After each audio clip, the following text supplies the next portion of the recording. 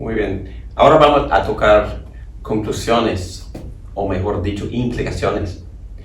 Una implicación que no también notas es que cuando estoy estudiando este pacto con Adán y cuando yo veo la misericordia de Dios y veo que Dios trata con mucha mansedumbre al hombre, aun cuando él había desobedecido tan terriblemente. Y con este pacto en el cual Dios promete trabajo y comida. Y lo mismo con Noé, prometió sembrar y cosecha. Prometió la continuación de los animales. Interesante, ¿no? Entonces, en estos días supuestamente de crisis por el virus, muchas personas están diciendo, vamos a volver a la normalidad. Y muchas personas están diciendo que nunca jamás vamos a vivir así como vivíamos. Pero yo diría que sí. No sé lo que es lo normal. Pero vamos a seguir trabajando, vamos a seguir comiendo, vamos a seguir disfrutando con todos los bienes de la creación, porque Dios nos ha prometido estas cosas. Y no es la primera vez que hemos experimentado un freno como lo que estamos experimentando ahora, porque durante la historia del mundo Dios nos ha visitado con plagas, y no voy a meterme en eso porque sería una discusión bastante larga acerca de la teología del sufrimiento. Muy bien, entonces aquí en las notas en página 61 vemos conclusiones o implicaciones del pacto del comienzo con Adán. Y la primera cosa que vemos es que estas luchas que vemos con Adán y Eva en Génesis 3 son las mismas. Las luchas básicas del ser humano han seguido siendo las mismas a través de la historia del mundo. La lucha para proveer el pan, aliviar el dolor, la labor de la mujer en dar a luz, enfrentar la inevitabilidad de la muerte, todas esas cosas contra las cuales ellos luchaban, nosotros también luchamos. Pero número 2 es muy importante porque vemos la importancia de la palabra orgánico. Lo que vemos aquí en este pacto con Adán, vamos a ver la misma sustancia en todos los pactos. Con Noé, con Moisés, con Abraham, con Moisés, con David y aún con Jesucristo. Vamos a ver que como en el pacto de comienzo, el pacto con Adán tiene una relación orgánica con todos los siguientes pactos. Los métodos de Dios para llevar a cabo la realización de todos los pactos serán los mismos. ¿Cuáles son los métodos? Promesas, con bendiciones, con maldiciones, con sacrificios, etcétera, etcétera. Todo esto se encuentran orgánicamente en todos los pactos y el final consumado en Cristo. También el carácter misterioso de pactos se mantiene durante todo el desarrollo del pacto hasta que la simiente de la mujer aparece para redimir el mundo. Y el misterio es la simiente, porque muchas personas se confunden por no ver la forma en que los profetas y los apóstoles usan esta palabra. Pero tenemos que tomar en cuenta y leer cuidadosamente el contexto en el cual aparece la palabra, porque a veces se interpreta de manera singular y a veces de manera plural. Es decir, la palabra descendiente puede ser una sola persona, la palabra descendencia puede ser un grupo de personas. Y obviamente la aplicación singular tiene que ver con quién. Obviamente con Jesucristo, porque hemos notado que en Gálatas 3:16 Pablo enfáticamente dice que esta promesa de una simiente, la promesa aún con Abraham, fue singular y no plural, porque últimamente la consumación de la promesa de enviar la simiente es Jesucristo. Cuando se cumplió el tiempo, un hombre representativo nació de la mujer, Jesucristo, Gálatas 4:4. La simiente es Cristo. Este hombre singular entró en conflicto mortal con Satanás aunque hirió a Satanás, no obstante, él destruyó el poder de Satanás. Por esta victoria logró la redención. Y también a través de la historia vemos lo que se llama la simiente de la mujer. Algunos hombres responden en fe a la gracia de Dios y su provisión de la salvación y así encuentran el rescate de la corrupción de sus pecados. Esos también son simiente en sentido plural. Simiente de la mujer, descendencia de lo que llama al nombre del Señor, así como Abel. Dice, vamos a ver eso más adelante. En fe, otros continúan en la terquedad de sus corazones como los enemigos de Dios. Y esos hombres son de la simiente de Satanás. Entonces, obviamente, son dos líneas. La simiente de la serpiente y la simiente de la mujer. Dios de manera soberana pone la enemistad, es parte de su gracia, enemistad con Satanás en los corazones de algunos. Estos representan la simiente de la mujer. Otros continúan en su condición caída, ellos representan la simiente de Satanás.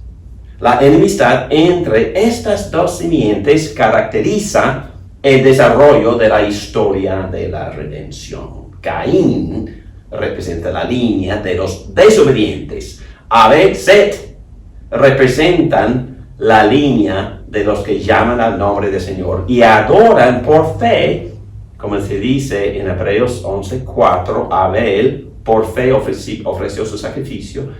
Era uno de los que llamaron al nombre del Señor, línea de la mujer. El Evangelio nos llama a salir de la línea de Caín y entrar en la línea de Abel por fe. Y usted puede buscar este texto porque habla con claridad de estos puntos. Pero número 4, todavía hablando de aplicaciones o de conclusiones o de implicaciones, este pacto con Adán anticipó la consumación de los propósitos de Dios en la redención. El requisito de Adán de trabajar refleja el mandato cultural original para sujetar toda la tierra a la gloria de Dios. Bueno, ya hemos desarrollado un poquito de esto en otros cursos, pero también en esa misma clase, este mandato o imperativo cultural no ha cambiado. Tenemos que cultivar el jardín, el huerto, y en términos metafóricos, cada quien tiene su área en el jardín, tiene su don, tiene su talento, tiene su llamado. Cada persona tiene que servirle a Dios por sujetar una parte de la creación, los bomberos, la policía, los profesores, los médicos, los abogados, los constructores, lo que sea. Cada talento, cada llamado es para que el hombre pueda obedecer el mandato cultural para sujetar, no abusar, no destruir. Por ejemplo, cuando cortamos los bosques, por favor, vamos a plantar de nuevo los árboles. Bueno, es un ejemplo nada más de lo que estoy diciendo, pero aquí se encuentra lo que se llama la ecología cristiana. Es que los del mundo que están reclamando para lo que se llama verde. No, los cristianos también debemos de estar con otra motivación, con otro motivo. Entender que fuimos creados y llamados de Dios para cultivar, cuidar y hacer fructífera la creación, utilizando y recibiendo los dones, los bienes, por supuesto que sí, sin abusar, sin derrotar, sin destruir, pero siempre tratando de reemplazar y cultivar, haciendo más fructífero todo como sea posible. En un mundo caído, yo entiendo que esto no se va a cumplir hasta que Cristo venga, pero precisamente por eso Cristo viene para restaurar todo esto, y nosotros debemos estar trabajando ahora en este llamado, porque este llamado nunca tendrá fin. Vamos a estar trabajando en esto para el resto de la eternidad.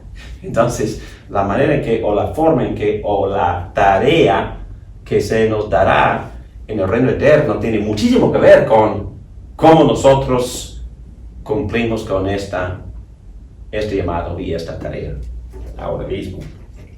Pero lo que se nota en la Biblia es que a pesar de que empezamos en un jardín, terminamos en una ciudad. La meta final de la redención no será solo un retorno al paraíso en el jardín. Una imagen nueva emerge en las Escrituras. Por ejemplo, en Daniel. Y por supuesto que sí, en Apocalipsis al final. La de una ciudad.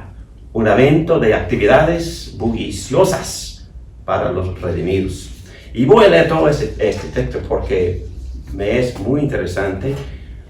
No, en este texto, Apocalipsis 21, solo la primera parte habla de la ciudad. Después vi un cielo nuevo y una tierra nueva, porque el primer cielo y la primera tierra habían dejado de existir. Lo mismo que el mar. Vi además la ciudad santa, la nueva Jerusalén, que bajaba del cielo procedente de Dios, preparada como una novia hermosamente vestida para su prometido.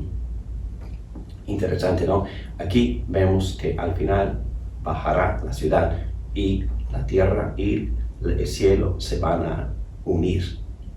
Pero también estas promesas o la consumación tiene que ver con las potencialidades del hombre. La consumación en la redención del hombre lo ve cumplido en todas sus potencialidades. Y este texto quisiera leer en capítulo 21 de Apocalipsis, empezando con el versículo 22. Dice así: no vi ningún templo en la ciudad. Interesante, ¿no? Porque el Señor Dios Todopoderoso y el Cordero son el templo. La ciudad no necesita ni sol ni luna que la ilumbren, porque la gloria de Dios la ilumina y el Cordero es su lumbrera. Aquí esta parte muy importante. Las naciones caminarán a la luz de la ciudad y los reyes de la tierra le entregarán sus espléndidas riquezas. Sus puertas estarán abiertas todo el día, pues allí no habrá noche, y llevarán a ella todas las riquezas y el honor de todas las naciones. Y esa palabra honor se puede traducir gloria. Todas las glorias de todas las naciones, y nunca entrarán en ella nada impuro, ni los idólatras, ni los farsantes, sino solo aquellos que tienen su nombre escrito en el libro de la vida, el libro del Cordero. ¡Wow! Entonces, para mí este texto habla en voz alta de todos los problemas en el mundo ahora, que estamos experimentando un lío de conflictos entre las razas de este mundo. Pero son varias cosas, y no voy a meterme en esto por mucho tiempo, pero obviamente todos somos creados a la imagen de Dios y todos tenemos el mismo valor ante Dios. Somos iguales ante los ojos de Dios. Pero no solo eso, dice que cada nación tiene su gloria. Dice aquí en este texto que cada nación tiene su riqueza, tiene su cosa espléndida. Me gusta eso. Y dice que en el reino eterno todas las naciones van a llevar a la ciudad estas glorias, estas cosas espléndidas. Y Dios va a celebrar la diversidad de todo lo que Él había creado y lo que Él había otorgado de manera distinta y particular a cada nación.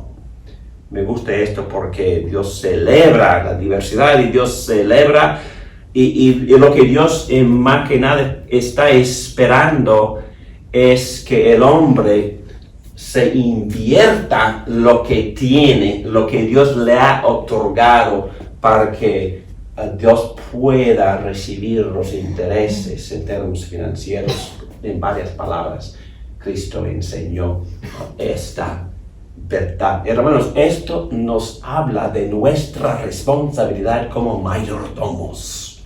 Mayordomos individuales. Mayordomos de todos los talentos. Mayordomos de nuestra educación. Mayordomos de nuestras oportunidades. Mayordomos de nuestros dones espirituales. Dios aborrece el perezoso. Los proverbios enseñan que el perezoso es hermano al que destruye. Entonces, si no estamos desarrollando, edificando, construyendo con lo que Dios nos ha dado, estamos destruyendo. Y Dios queda muy insatisfecho. Y las palabras hablan fuerte, condenan a las personas que no desarrollan lo que Dios les ha entregado. Entonces Dios vale mucho el mayordomo, el subteniente, que cuida bien su parte del huerto, cultivándolo, haciéndolo fructífero, para poder entrar en la ciudad con todas estas cosas espléndidas que nosotros hemos desarrollado por gracia de lo que Dios nos ha invertido en nosotros. La consumación de la redención del hombre lo ve cumplido en todas sus potencialidades. Número 5. La promesa de un Salvador se encuentra en Génesis 3:15. En el futuro vemos a Jesús coronado en gloria y honor. Sentado a la diestra del Padre, tiene todas las cosas sujetadas a sus pies. Como en Hebreos 2:8-9 leemos, todo lo sometiste a su dominio. Si Dios puso bajo él todas las cosas, entonces no hay nada que no le esté sujeto. Ahora bien, es cierto que todavía no vemos que todo le esté sujeto. Sin embargo, vemos a Jesús, que fue hecho un poco inferior a los ángeles, coronado de gloria y honra para haber padecido la muerte. Así, por la gracia de Dios, la muerte que él sufrió resulta en beneficio de todos. Desde esta posición exaltada de poder, él finalmente traerá todas las cosas, fíjense bien en esa parte, todas las cosas al servicio del hombre, los cuales han sido redimidos por él para la gloria de Dios. Bueno, me sorprendió este punto cuando lo leí en los libros teológicos. Y finalmente traerá todas las cosas al servicio del hombre. Pues, ¿qué es lo que Dios mandó en el jardín cuando creó al hombre?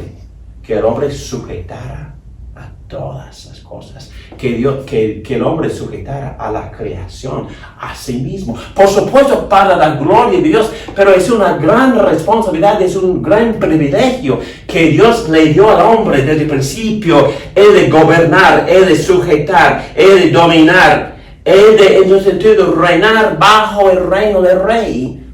Dios nos ha invitado a compartir su gloria. Así como dice Pablo en Romanos capítulo 8. Increíble, ¿no? La victoria número 6 del Salvador a costa de su propia muerte. Bueno, eso fue implicado. Tú le morderás el talón. La palabra traducida morderás implica sufrimiento horrible. El remedio del pecado requiere un sacrificio de sangre que solo Dios es capaz de proveer. Este tema se desarrollará a través de toda la Biblia, pero se ve inmediatamente aquí en Génesis 3:21. Vamos a leer 3:21, que dice: Dios el Señor hizo ropa de pieles para el hombre y su mujer, y los vistió. Dios los vistió. Pero volviendo, ¿qué habían hecho Adán y Eva después de Dios los encontró desnudos? Dice, tomaron conciencia de su desnudez, por eso para cubrirse entretejieron hojas de higuera. Y estaba satisfecho con hojas de higuera. No cubren. Y por eso Dios tiene que cubrir. ¿A qué sacrificio? ¿A qué costo?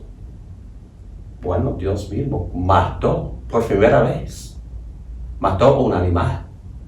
El animal sangró.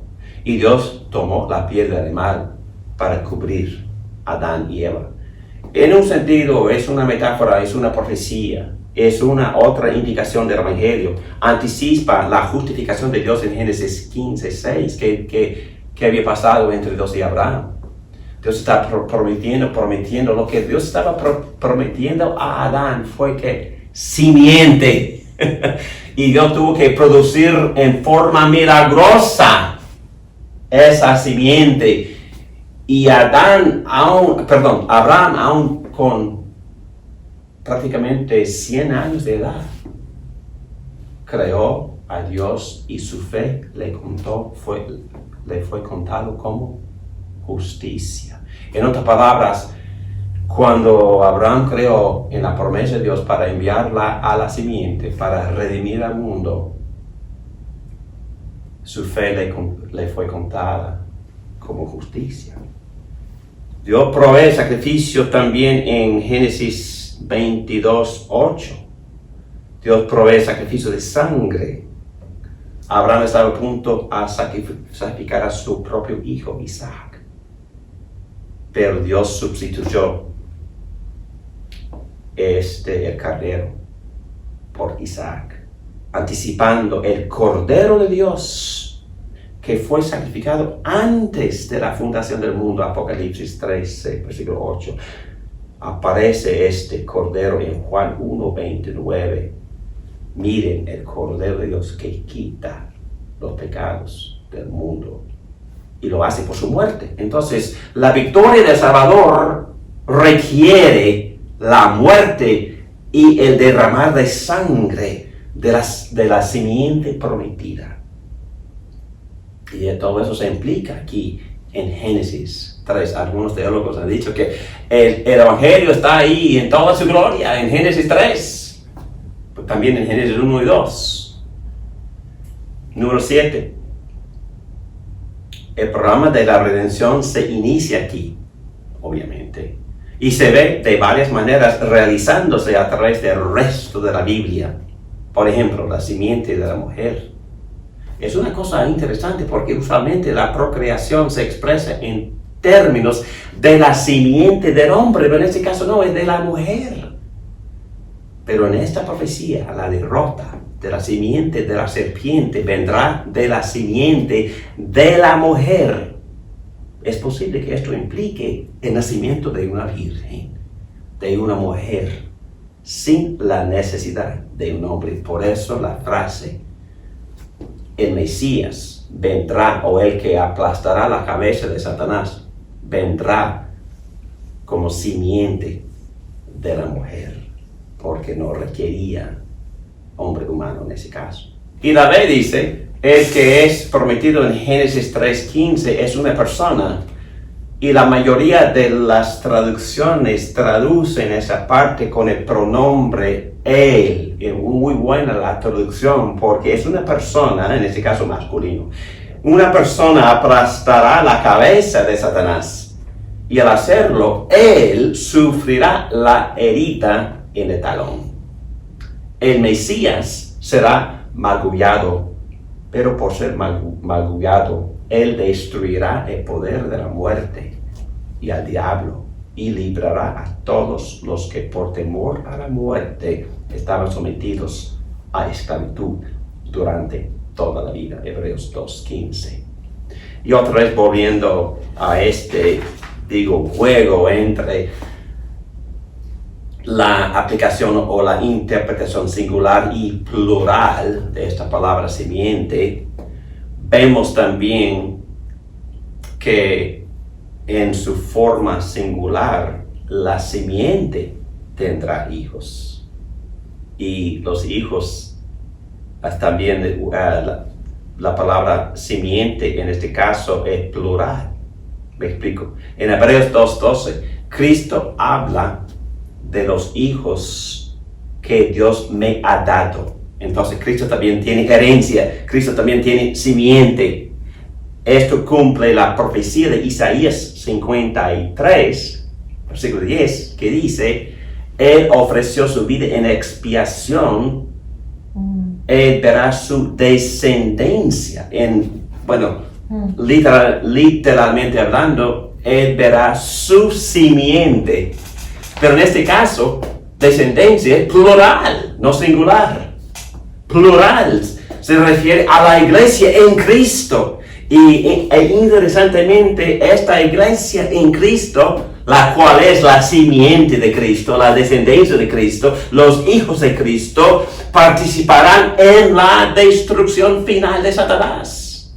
¡Wow! Muy pronto, dice Pablo, el apóstol Pablo, en Romanos 16:20. Muy pronto el Dios de paz aplastará a Satanás bajo los pies de ustedes. ¿Y quiénes son ustedes? Él está hablando de la iglesia. Los creyentes van a poder participar en la erradicación del mal del reino eterno con sus pies sobre la cabeza de Satanás. ¡Wow! Interesante. Todo eso se implica en Génesis 3:15.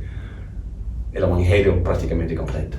Ahí se ve. Gracias, Dios, por ese gran plan maravilloso y magnífico, este plan que va desenvolviéndose a través de toda la Biblia, este plan que se consuma en Cristo mismo, este plan que nos invita a nosotros a participar en cubrir la faz de la tierra con los seres hechos a la imagen de Dios, pero es más participando con Cristo mismo en la derrota de Satanás, así como predicamos el evangelio y como vivimos vidas santas.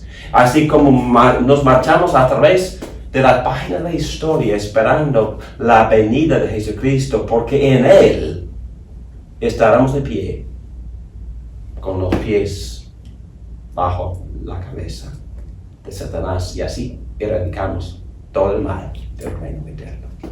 Amén. Oremos. Gracias, Padre, por este plan maravilloso, y gracias por invitarnos a participar. Ayúdanos a ver estas riquezas en tu palabra y ponerlas en práctica en nuestras vidas. En el nombre de Cristo Jesús te lo pedimos todo esto. Amén.